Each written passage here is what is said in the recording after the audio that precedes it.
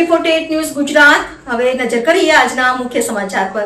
ગીર સોમનાથ જિલ્લાના ઉના તાલુકાના કેસરિયા ગામે વિવિધ સ્થાનિક પ્રશ્નોને લઈને ગ્રામજનોમાં ભારે રોષ જોવા મળ્યો હતો।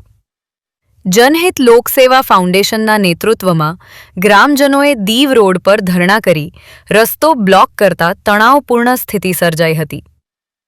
અકસ્માતોની વધતી ઘટનાઓ, ઓવરલોડ ડમ્પરોની અવરજવર અને સ્પીડ બ્રેકરની માંગ સાથે લોકો રસ્તા પર ઉતરી આવ્યા હતા।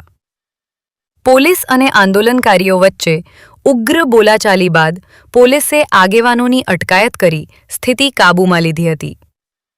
ગ્રામજનોનો આક્ષેપ હતો કે ઓવરલોડ માટીના ડમ્પરોની બેફામ અવરજવરથી અકસ્માતોની સંખ્યા વધી રહી છે, જેથી આવા ડમ્પરો પર તાત્કાલિક રોક લગાવવામાં આવે તેમજ માર્ગ સુરક્ષા માટે એક્શન પ્લાન અમલમાં મૂકવામાં આવે।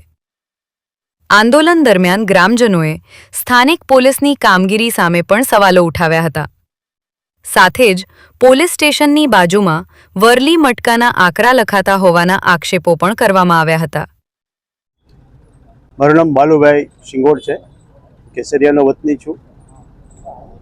દીવ રોડ ઉપર સ્કૂલ આવેલી છે, 1 થી 8 થી સ્કૂલ છે, 550 વિદ્યાર્થીઓ છે। દીવ રોડ ઉપર અમારે મેઇન માર્કેટ છે અને જે દીવ રોડ છે એ કેસરિયાના સંપૂર્ણપણે મધ્યમાંથી પસાર થાય છે।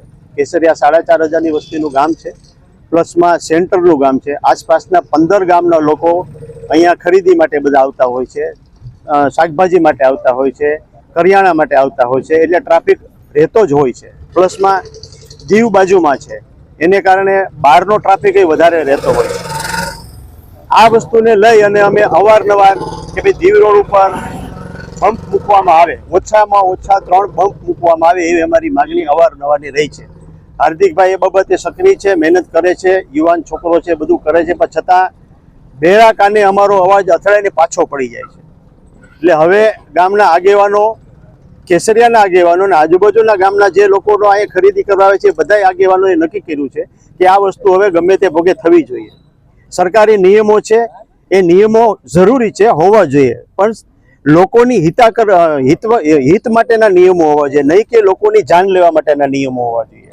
આ બમ્પ મૂકવાના નિયમો છે તો એ કોઈ માણસની જાનથી વધારે તો નિયમ મહત્વનો નથી ને, કે માણસની જાન વહી જાય પછી એ નિયમનું પાલન કરવાનું। એટલા સમયથી અમે માંગણી કરીએ છીએ, અમારી માંગણી સ્વીકારવામાં આવતી નથી। હમણાં 4 દિવસમાં 3 એક્સિડન્ટ થયા છે। એક ગાયને મારી નાખવામાં આવી છે, ગાયના ગર્ભની અંદર વાછરડું હતું એ પણ મરી ગયું છે। બીજા જ દિવસે એક યુવાનને અહીંયા માર્કેટની સામે 4 વ્હીલ દ્વારા ઉડાવી દેવામાં આવ્યો છે। સારું છે કે એનું જાન બચી ગયો છે, પગમાં ફ્રેક્ચર આવ્યું છે। એક કાચબાને મારી નાખ્યો છે, એક રિક્ષા અને એક મોટરસાયકલને ડમ્પરવાળાએ ઉડાવી દીધા છે। તો તંત્ર કોની રાહ જોવે છે કે 2-4 માણસોના મોત થાય પછી બમ્પ મૂકવામાં આવશે કે એ પહેલામાં મૂકવામાં આવશે? નહીં, અમે લોકોના જાન જવા દેશું નહીં, એ પહેલાં એ બમ્પ મૂકવામાં આવશે, આવવા જ જોઈએ। અને જો નહીં બમ્પ મૂકવામાં આવે તો અમે કાયદો હાથમાં લઈને પણ આ રોડ ઉપર અમારા સ્પીડ બ્રેકર બનાવશું। એ તંત્ર જાણી લે, સમજી લે અને વિચારી લે। આ વસ્તુ હું કોઈ પીધેલો નથી, હું એક ગામનો આગેવાન છું અને સંપૂર્ણપણે હોશ હવાસમાં બોલું છું। આ છોકરાઓ બધા મહેનત કરે છે, તેનું કોઈ સાંભળતા નથી, એટલે અમે બધા આગેવાનો હવે જોડાણા છીએ અને આ અમે કરીને જંપીશું, જેની તંત્રએ નોંધ લેવી જોઈએ અને વહેલામાં વહેલી તકે આ વસ્તુ બને એની અમને ખાતરી દેવી જોઈએ અને કામ થવું જોઈએ। જય હિન્દ। મારું નામ ભરત શિંગડ છે, ગીર સોમનાથ જિલ્લા પંચાયત સદસ્યના પ્રતિનિધિ અને એક સામાજિક કાર્યકર્તા તરીકે અત્યારે કામ કરી રહ્યો છું। આજે ઉના તાલુકાના કેસરિયા ગામે જનહિત લોકસેવા ફાઉન્ડેશન જે હાર્દિકભાઈ શિંગોડ જે ચલાવી રહ્યા છે તેઓ દ્વારા આજે એક ધરણાનો કાર્યક્રમ આપ્યો છે અને કેસરિયા ગામે અમે બધા જ આજે ઉપસ્થિત રહ્યા છે। આજુબાજુ ગામના સરપંચો છે, એના પ્રતિનિધિઓ છે, આગેવાનો, તમામ પાર્ટીના રાજકીય આગેવાનો પણ અહીંયા હાજરી આપી રહ્યા છે। મુખ્ય મુદ્દો એ છે, બાબતને ખરેખર સમજવા જેવી છે। અમે પણ ગ્રામ પંચાયત ચલાવી ચૂક્યા છે, ઘણા બધા સરપંચો છે એ પણ ગ્રામ પંચાયત ચલાવે છે। એક જે અત્યારે માટીના ડમ્પરો બેફામ ચાલે છે, જે માટી દીવ સુધી લઈ જવામાં આવે છે અને એ વારંવાર અકસ્માતો સર્જે છે, ઘણા બધા જીવો પણ ગયા છે અને ઘણા બધા લોકો હેરાન અને પરેશાન પણ થયા છે। જે સુજલામ સુફલામ યોજના છે એનો નિયમ એવો છે કે ભાઈ ગામની માટી ગામમાં આપવાની, ખેડૂતોના પોતાના ખેતરમાં આપવાની, અને જો એ માટીને તમારે બહાર આપવી હોય તો કાયદેસર ભૂસ્તર શાસ્ત્રીની પરમિશન, એની મંજૂરી લેવી પડે. એની મંજૂરી લીધા પછી એની જે રોયલ્ટી થતી હોય રોયલ્ટી સરકારમાં ભરવી પડે. તો આમાં બે બાબત છે સમજવા જેવી છે કે આ લોકો સુજલામ સુફલામ યોજનાની આડમાં એમાં પછી સિંચાઈ વિભાગ પણ આવી જાય છે, એમાં પછી તમામ જે જરૂરી જે તંત્ર છે એ પણ આવી જાય છે. એની આડમાં રોયલ્ટીની ચોરી કરી રહ્યા છે આ લોકો, અને બેફામ ઓવરલોડ ડમ્પરો ચલાવીને અકસ્માત સર્જી રહ્યા છે.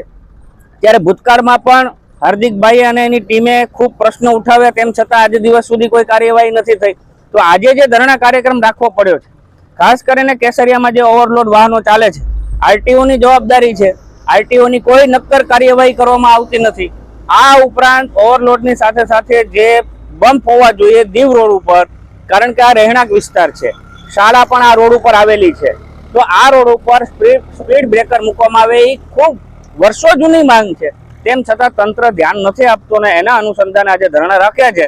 11:30 વાગ્યા સુધીમાં તંત્ર જો ધ્યાન નહીં આપે અને અમને બાહેંધરી નહીં આપે તો રસ્તા રોકોની પણ અમે ચીમકી આપી છે. એટલે તંત્રએ ખરેખર આ બાબતનું ગંભીરતાપૂર્વક નોંધ લેવી જોઈએ અને કાર્યવાહી કરવી. AB48 ન્યૂઝ ગુજરાત સાથે વિશાલ ચૌહાણ, ગીર સોમનાથ.